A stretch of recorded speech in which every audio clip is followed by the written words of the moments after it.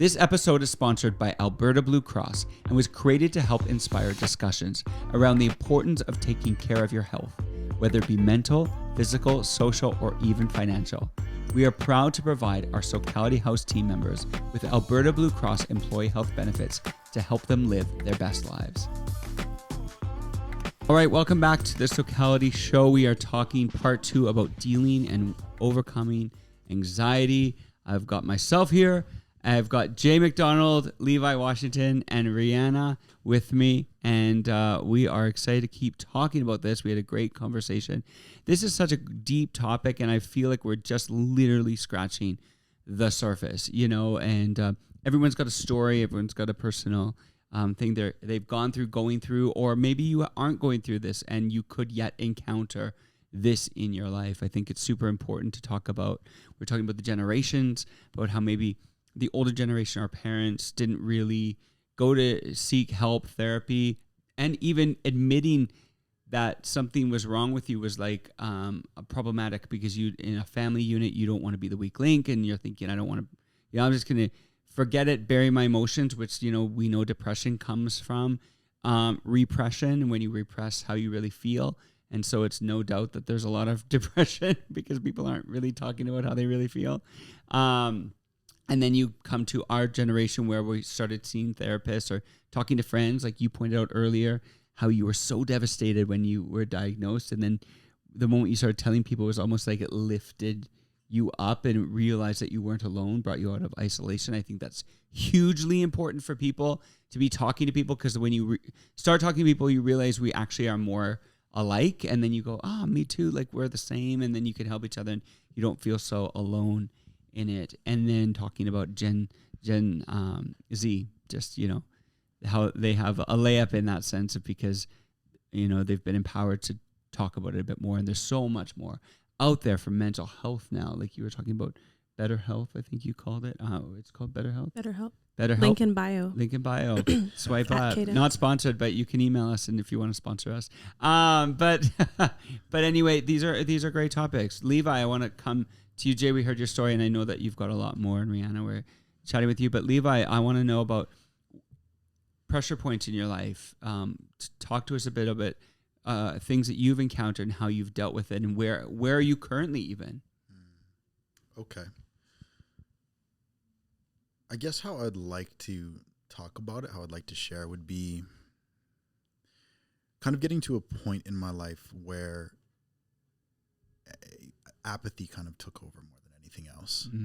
And using NyQuil and sleep aids to sleep, because I was a lot of night terrors, a lot of that kind of stuff, and using a lot of coping mechanisms, playing a lot of video games, needing to sleep next to a woman every single day, to just kind of like, I always needed to be stimulated, always needed to be numbed by something, because there was parts of me that I was running from, but I was actually just lumping more on top of myself through those kind of behaviors.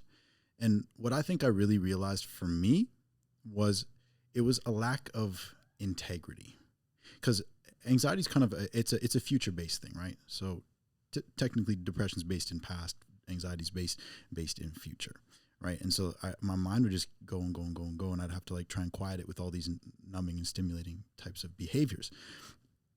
And so for me, then it's like I was behaving in ways that didn't align with what I wanted to be, and I was starting to do things that went against my moral code, the type of man that I always promised I wanted to be. And when you start to do that, when you sell out on your integrity, you divide yourself, because the definition of integrity is whole and undivided. And I think that when you sell out on that, you divide yourself, and you divide yourself, and you divide yourself, and you divide yourself. And now you got your foot in a bunch of different doorways, and there's nothing left. And it really, like, my life started to kind of fall apart from there. And when the relationship I was with at the time fell apart, and I didn't really see any way out, that's when I went to Europe for 6 months and kind of just got away from the behaviors that I was doing, so I could get that step back. I was lucky enough and blessed enough to be able to do something like that.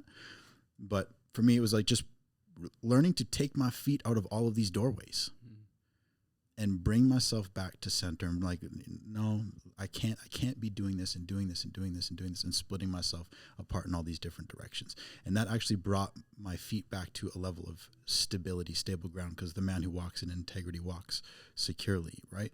So for me, it was more of like a loss of integrity over the course of time that really started to change my brain, and not I didn't like who I was when I saw in the mirror. And I was always running from that guy, and I needed to change some things in my life. And when I started doing that, So what kind of things were you noticing within in yourself, and how did you face that? Like, how did you change it? You say you changed it. What did you do?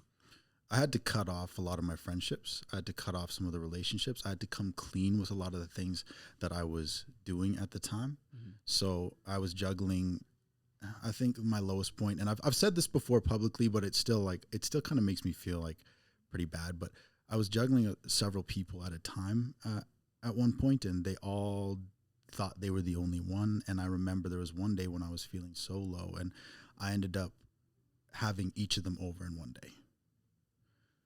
And that for me was kind of like, wow, this is not even close to the man that you know in your heart that you want to be. Mm-hmm. And if you keep going in this direction, there's no coming back. So you knew that in that moment. Yeah. And you made a conscious effort to change it. Yeah, that was the moment when I was like, man, that you have a problem. Right. You need help. And that's like that was the same week I actually started cutting myself, and I started burning myself, because cutting didn't hurt that much. Wow. But then looking back, I also realized that doing it here, like, it's up here on my arm. It's not like I was trying to, it wasn't from a place of trying to take my own life or anything like that. It was actually a cry for help. Right. I was putting it here because I was like, will somebody notice, like, and ask me if I'm okay? Mm-hmm. Will somebody notice? Will somebody like I'm struggling here and I don't know how to bring it up. I don't know how to talk about it. I don't know how to talk about my emotions. All I know is anger, and all I'm trying to do is do all the things that the world tells me will make me like a man. Like, I've got the women, I've got the drinks, I've got the car, I've got the house, but I still felt empty, and nothing was ever enough. And that's like, I was just take. And you can't get enough. It's a void. And that's what I really learned in those 6 months, is like, man, I needed to figure out a way to start giving, because taking wasn't doing it. And so you said you were doing those things to yourself because you wanted people to notice. Did they notice? I noticed. You noticed. I noticed. It was like when I started and I saw that scar starting to form, I was like, okay, that's when I checked into therapy. That was the first time I checked into therapy. That's what I was going to ask. Yeah. You checked yourself in. Yeah. And what was that like for you, that window, that season? Amazing. Yeah. It was the first time I ever really like started talking to somebody. And I knew, like, I realized, like, I was also like lying to the therapist at first as well, because I was like putting on my mask that I'd been wearing for so long. I didn't know how to take it off. Right. But over the course of time, I started to get more vulnerable and more able to talk about it. And I think the coolest thing about going away for 6 months is I had a fresh slate with some people that didn't know anything about me, didn't have any relation to me, couldn't change my reputation in Calgary or anything like that. And so I allowed myself to actually just like tell people the truth, and actually be me. And I realized people still liked me. I didn't have to hide behind all the things, and I could tell them some of these things, and they created space for those things.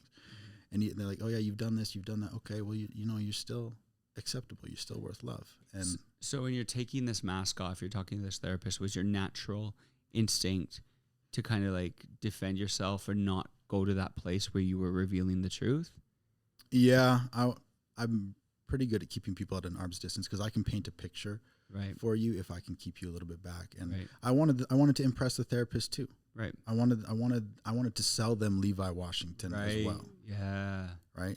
But you knew that wasn't going to fly. Yeah. If you wanted to get better. What I found was, like, I shared little bits, but then it's like this person kind of like is just listening. Right. And I'm not feeling judged. Right. Okay. So I opened up a little bit more, and then I opened up a little bit more. And it's just kind of a gradual thing. What did you learn about yourself that you didn't know as you began to take off the mask? That is a really interesting question. What did I not know about myself? Yeah. Man, I have a soft heart. And it feels weird to say that right now. Yeah.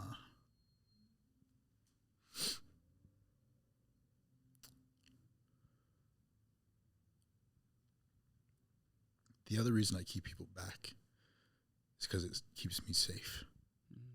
Because I care. But if I keep you there, I don't have to care too much. And then I don't feel like I need to, like, I feel really helpless for the people I care about when they're struggling.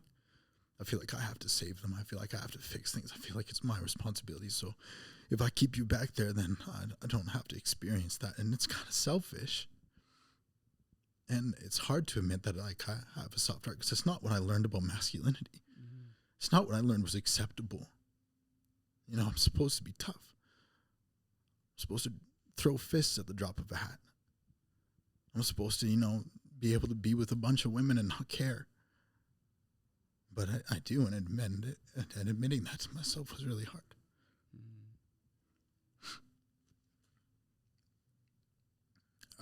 Man, it's a good question. Yeah. Thank you. You're welcome. I think, and thank you for revealing that. I think that is important because I think that we think we are something, and then things happen, and it reveals the truth, and we're forced to face our reality of who we really are, whether we like it or not, you know? And so that's what I was interested in, is when you began to take the mask off because you were so used to being something, and then you're like, this is actually who I really am, and settling into that and being like, this is good. You know, all my life I've put up a guard or whatever, you know? But I think it's really important. So thank you for sharing that. Yeah. Really, really, really powerful. It's obviously still very, very, very real for me right now because it's something that I still do to this day. Right. Yeah, I keep people back. You keep people back. Oh, yeah. Because you are afraid. Yeah. Right. So interesting. Thank you for sharing and for being vulnerable on a public podcast. Yeah, thank you. I think it is beautiful. And I think, like,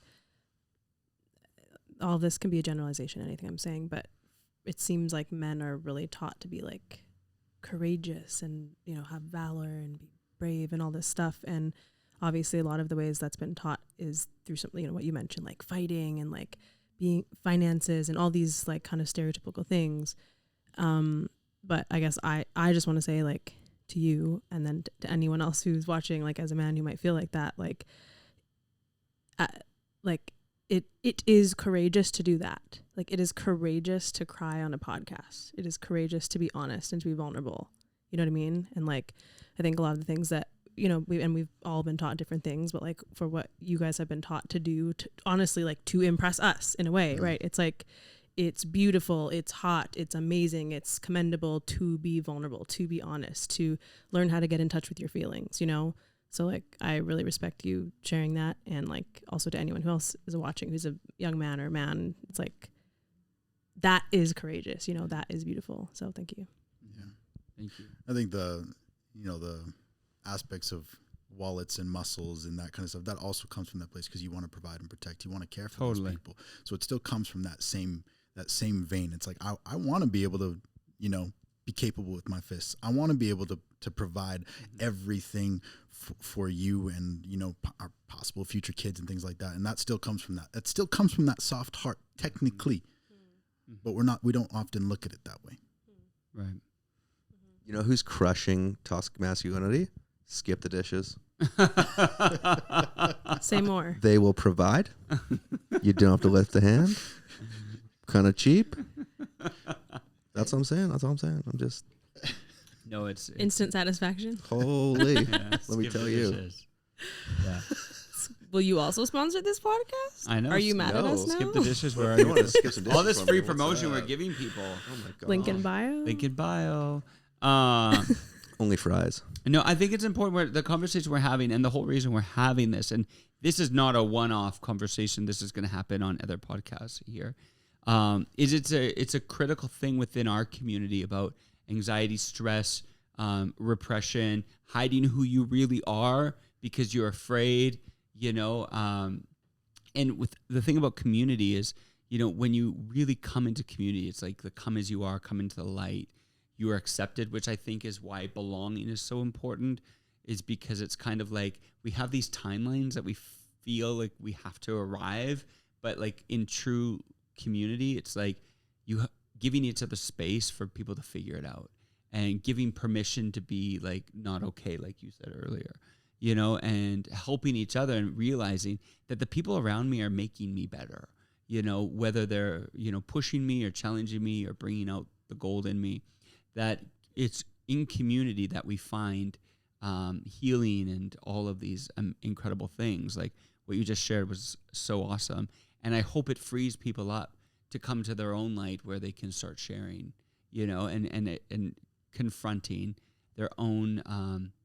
And that's why I think it's so important about the things we don't know about ourselves. You know, when you start diagnosing and talking and learning and figuring out who you are, you're like, man, is that who I really am? And then settling in and going, it's okay, but how do I get better? So I think it's super important. I think this pertains even, not that you don't have to be creative to be a part of the Socality community. Of course not. In any context. I know tons of people that aren't. But the creative community lives so deeply in this realm. Mm-hmm. Like, I don't know of anybody else who judges themselves harder, their work harder, their, you know, like, who instead of going to seek help, they'll just go in and, you know, take a picture or paint with macaroni noodles, or maybe it's just something I do. Al Dante, you know, or like whatever it is. Like, the creative community has outlets, but sometimes that outlet can isolate you. Right. Right. So if you're writing songs, that's fantastic. Mm-hmm. But you might be writing them alone. You might not have talked to anyone for whatever you think that you had dealt with it. And maybe you did. That's great. Mm-hmm. But creatives, I think, deal with this stuff on a massive level. And, you know, don't talk about it. Don't look for ways to help. They just kind of keep doing their own little creative thing. Or, Mm-hmm. you know, or creatives can be quirky. Oh, they're just creative. They're just Right. creative. Right? It's Right. like, no, they're struggling Yeah. incredibly hard. Yeah. I think that's a great thing to bring up. One of the various healthcare professionals who has helped me in my journey pointed out something so astute. Like, no one had ever really pointed this out after all the years. Because I had gone, you know, I had this professional and that professional and this individual professional and this individual professional. And then he pointed out to me, and he's like a very holistic kind of person. He started talking to me about peer-based healing and peer-based improvement. Like, and I was like, so talk with other people that are not professionals that I have to be vulnerable with and could technically say something about me and my issues to somebody else, and talk about how to a somebody I'm not paying or referred to, or no thanks. Like, I was open because, like, I have really good friends. Like, I have good friends, thankfully. But he was talking about peer-based whatever you're going through. List off the things that you're going through, whether it's ADHD, whether it's like, it could be a variety of things. And then, honestly, that changed my life. And I won't get into all the details, but yeah, that changed my life a couple of years ago. Like, when I started to seek out peer-based groups, or for whatever the thing was. So you acted on it. Yeah. So it could have involved, like, there's peer-based things that are like led by professionals. Like, even on BetterHelp, for example, there's group therapy on BetterHelp. That's like but there's like a therapist who leads it. There's lots of different things. It just depends on whatever whatever you're dealing with. That was honestly life-changing for me. So I want to amplify that in what you're saying. I think for me, I love my friends and I'm grateful that I have friends, but finding people who understand whatever your thing is and being in groups with those people in like structured, healthy ways can be revolutionary, life-changing. Even to add to that, even if they don't understand it, sometimes by you explaining verbally out loud what's going on, you process it and you're like, oh, I got that figured out now. Never mind. True. You know? Like, I'm not saying it fixes the issue, but on both sides of it, they don't have to, you don't have to go into the community and go, all right, who's got it? You know, it could be anyone that you're talking to who is a safe space for you. Yeah. I think yeah, both could be valid. I just want to clarify what I'm talking about is like groups that are specifically for whatever the thing is. But yes, also right. just okay, fair. Yeah, like the one example I would give was and ADHD is not the best example, but like I did go to that. It's Can Learn Society in Calgary. It was for other adults with ADHD, so therefore I felt less. You know what I mean? I will say, yeah, on just the topic of isolation, yeah, whether just verbally saying out loud to another human, maybe it's first to yourself, maybe it's out loud to your higher power, maybe it's in a journal, maybe it's to community member, small steps. for me, when I have been in a bout of depression, not feeling sad. So for me, it can come and go, and it could be honestly, it could be gone. Like it's interesting, but my instinct is to isolate. I want to stay in bed in dark, and you know what I mean. And so like I've learned over the years through different resources and the journey, like it's almost like do the opposite. So like I now know, like, I don't know, you know what I mean? It's like, okay, so you want to stay inside in the dark, right? Yeah. Okay. So open the blinds and go outside. Right. So you don't feel like hanging out with people tonight. Cause yeah. Okay. So tell your friends, I don't want to talk to you guys, but are you free to hang out? Like, you know what I mean? And so like, sometimes just I'm not like, there's a lot of things in life, you know, you don't do them. Don't do the opposite of what you feel. But I guess to anyone who's navigating depression, or depressive episodes, or even I could say even feeling down, and maybe you're not sure if it has a name. People really matter. People really matter. And like, I really appreciate what you shared about with your family history. Like just like recognizing patterns is important too, whether it's in your family tree or as an individual. It's like, okay, I don't want this outcome. So what can I put in place in my life in those clear-headed moments when I have the courage? What can I, you know what I mean? So yeah, I think like, I would also say from my experience that has been helpful, and maybe to other people listening, like for the various things that we deal with, like put things in place. So that's another good reason why something like therapy or a free support group or whatever it is, it's there every week. So that like, even when you're going to be avoidant in 3 days, because I do swear a lot, and I just didn't. Even when you're going to be avoidant in 3 days because you don't want to see people, it's like you already booked that thing. You know what I mean? So I think that could be helpful too. Right. We want to keep encouraging people as we move on to this. This has been a great, by the way, about helping people identify where they're at, and then, you know, obviously get the help they need, and then, you know, whether they, you know, completely get over it or at least manage it. How do they move forward in that journey? I think it's really important to acknowledge that just because someone's smiling and upbeat does not mean that something's not going on. You know, happiness doesn't equal, you know what I'm saying? Big. Yeah, it's just, happiness and joy are not the same thing. They're not the same thing. Take them to church. But you know, they're not, just because someone's happy, like that person, there can't be anything wrong with them. They're so happy all the time. Like every time, you know, even like they say comedians are some of the most depressed people because the way they make people laugh because it's like a coping mechanism. It makes them feel good, but alone they're actually quite, you know, they need that personal validation of people laughing, you know, to make them feel good. So it just because someone's upbeat and happy doesn't mean that. So be mindful of your friends is what I'm trying to say. Be mindful and don't put labels on people where it's like, well, they're happy. There's nothing wrong with them. Like actually talk to people and create spaces where people can feel free to share and not feel isolated in their current state. Like, you know, and I think being, like you said, you want to call up your friends, but also be a friend. Like ask your friends how they're doing. Like check in on them.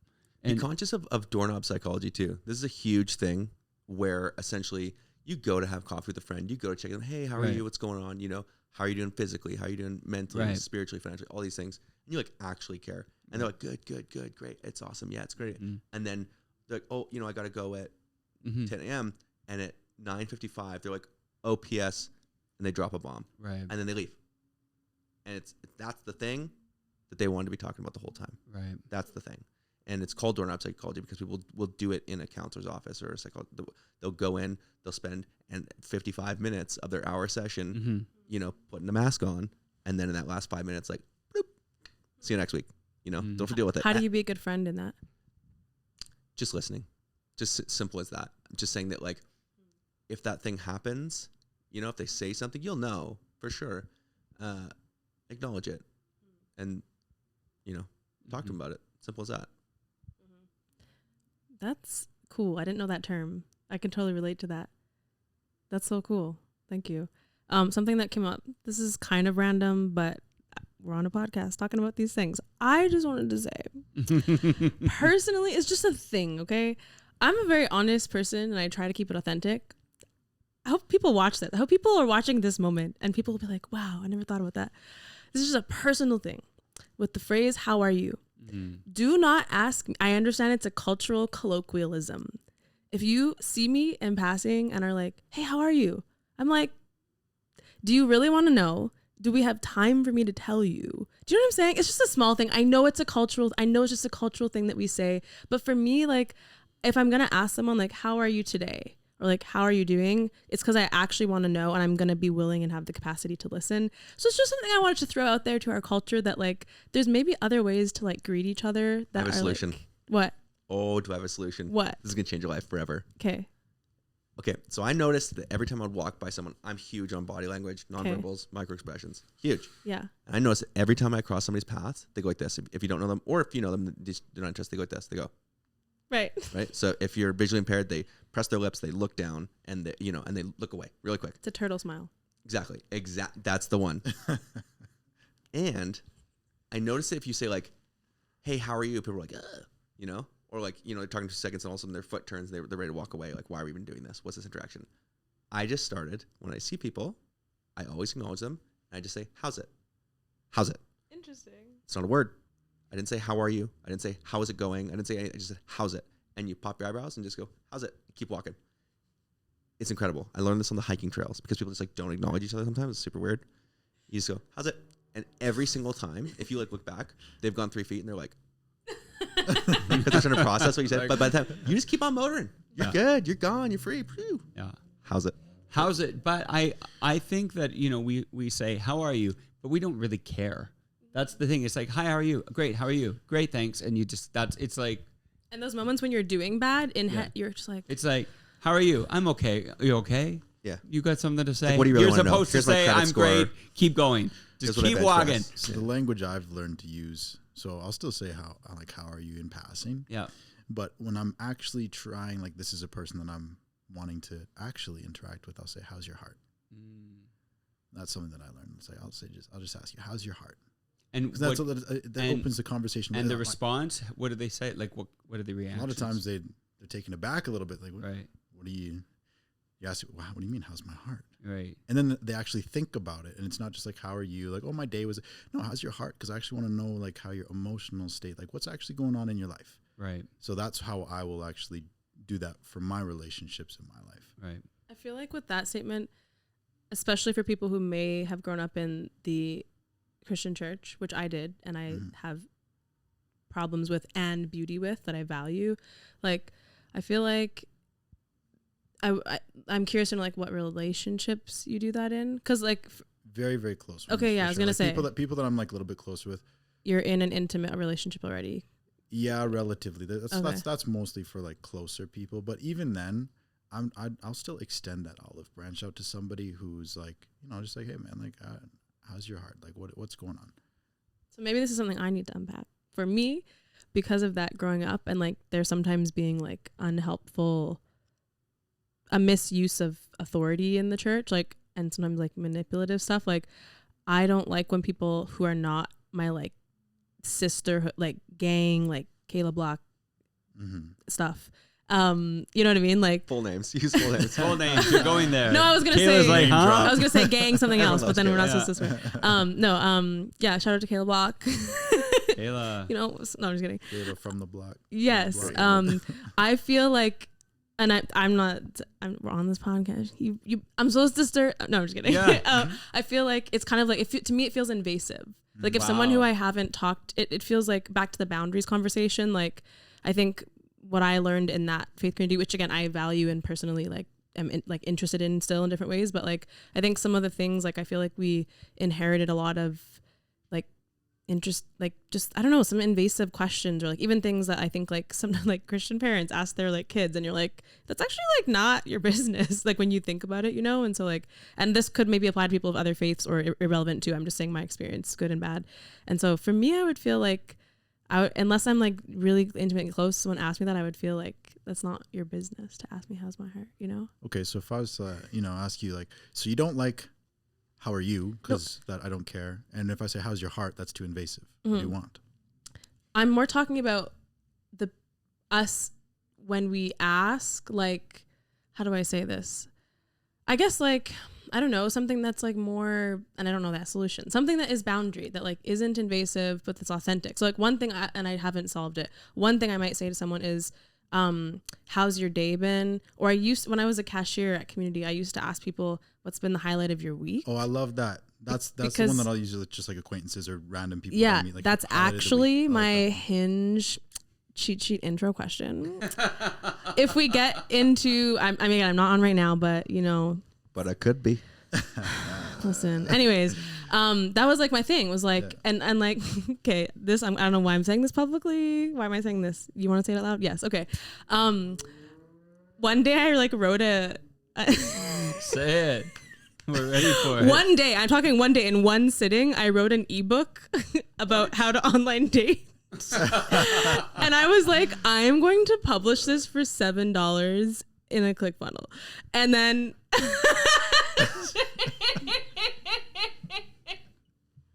and obviously take my money. Obviously I didn't publish it because I was like, this is not really my brand. I'm blushing.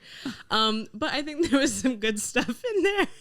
And it's basically, it's not like, it's actually like good. Anyways, so the Don't thing that judge a book by its author. I really hate that I'm saying this on a podcast because this is part of the reason why I didn't publish the ebook. Because I was like, if other people or girls read this and then they start asking what's the highlight of your week, people are going to think they're doing some weird like whatever. And I'm like, no, it's actually just a really good question because okay, I have an answer. I just realized the answer. I like questions and I would love for people to think about questions that allow the other person like to have their privacy and space, but share if they want to. And so I guess technically how are you is that, but it does, when someone's like crumbling and they're like, how are you? They're like, you know what I mean? Or like, or do you really care? But if you say, what's been the highlight of your week? Then the person can choose and be like, oh, getting groceries at the whatever. Or they can be like, you know, reconnecting with, you know what I mean? Like, and then it like kind of allows them to steer. I don't know. That's just a thought. I love how it makes it a little bit more specific, but then also focuses like their mind on like gratitude. Yeah, like, and then what I found, because like, and honestly, I guess this is something I also picked up like growing up in church, was like in some of the like youth groups and like the leadership group and stuff, we would go around and be like highlight and low light, and you would say like what your highlight and your low light was. And sometimes I'll ask people that if I feel like it's like appropriate or safe. But yeah, I feel like the way that someone tells you about their highlight, or I'll sometimes, and this isn't just dating, it's like just in general, like you can phrase it in a way that's like, it's like you can share low light if you want. And then it like, it allows you to start building intimacy with other humans in a way that they're comfortable with, I think. I usually just say, are you hungry? You'll find out real quick how somebody feels. Yeah. I usually ask. Also, if you're listening to this and Are we you just complicated. Thirsty? We just complicated, always, Daddy. You just complicated how to say, how are you? I know. We spent 10 minutes talking about, because the other thing is, People are like, I came into this to not have anxiety. and now you're giving me anxiety Now about I'm saying, panicking. how Am are I you? saying- Am I saying how are Like, you right? I'm just trying to get to the bus on time, and I've got to talk to everybody about their deeply meaningful, but I care. I care. Okay. You know what I might do? I might just do this. No. How's No, it? you have to. How's it? You have How's to. it? How's it? How's it? How's your heart? It is. How's your heart? It is. There we go. And it is time to end this podcast. Obviously, once again, we didn't get to everything, but it's a complex issue. It's a deep issue. Lots to talk about. We'll be talking more about this as the series goes on. But I want to thank everybody, my guests, Levi, Jay, Rihanna, for all of your wisdom tonight. And it's been great. And we just want to send everybody out, encouraging you wherever you're at. Check on your friends. You know, if you're struggling, talk to people. Find somebody. Get the help you need. And wherever you're at, you are not alone. And so we just want to encourage you in that. Thank you again, and we'll see you guys soon. Love ya. Thanks for listening. If you enjoyed this content, make sure to hit like and subscribe. You can enjoy the audio version of this podcast wherever you consume your podcast. We'll see you soon.